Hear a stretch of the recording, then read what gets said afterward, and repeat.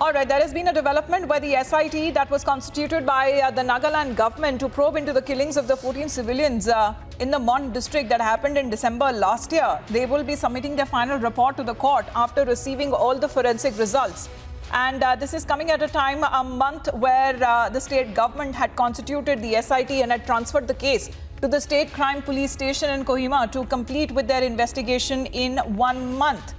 And the Nagaland Additional Director General of Police Law and Order, who was the overall supervisor of the SIT, said nearly 85 civilians and 35 security personnel, including 31 army jawans, were said to be involved in this operation who have been examined.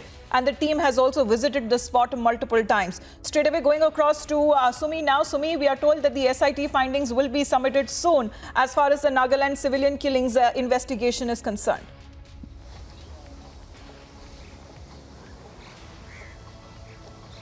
Yes, absolutely. You correctly pointed out that the special investigating team that was constituted by the Nagaland government will submit its final report after the forensic reports arrive from the labs of Guwahati and Hyderabad. In fact, the blood samples, the soil from the site where the team visited multiple times, had collected these and had sent to the laboratories in Guwahati and in Hyderabad. And these reports are yet to come. And after these reports will arrive, the final report will be readied. And once it will be readied, it will be submitted before the court, and after that the findings will be accessible to everyone. But before that, accessing the findings will be legally attainable, and which is why now the final report submission is on the final stage. In fact, we had seen how the Nagaland voting case had stirred up the entire country, because 6 coal miners apart from 7 other villagers were killed in a botched up operation. And because of that, the team had also taken the findings